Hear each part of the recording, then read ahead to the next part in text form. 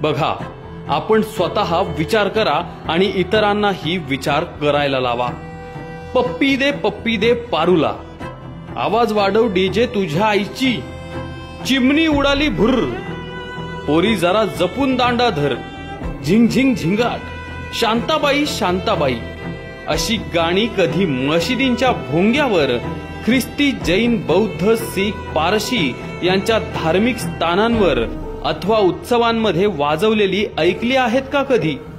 तेही सिनेमे बघतात ना, पण स्वतःच्या धार्मिक कार्यक्रमात मिरवणुकीत असली फालतुगिरी ते करत नाहीत। आता गोकुळ अष्टमी, गौरी गणपती, नवरात्र या सणांना मिरवणुकीत वरील गाणी वाजवून आपल्या संस्कृतीचा अपमान करू देऊ नका।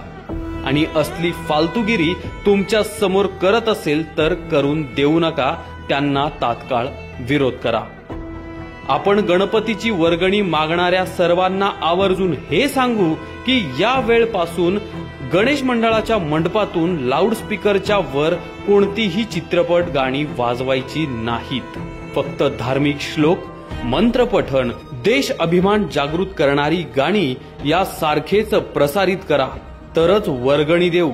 आणि तरी तिथे जर सिनेमातली घाणेरडी गाणी लागली तर त्याचा आपण विरोध करू। आपण गणेश विसर्जन मिरवणुकीत पण सर्वच मंडळाने हा नियम पाळला पाहिजे।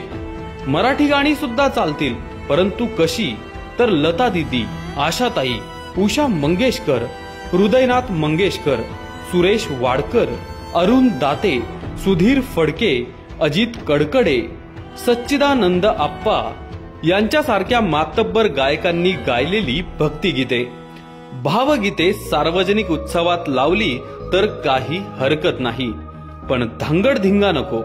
हे आवर्जून आपण सर्वांनी आपल्या सुद्धा मनावर आपणच बिंबवलं पाहिजे। बघा, विचार करा।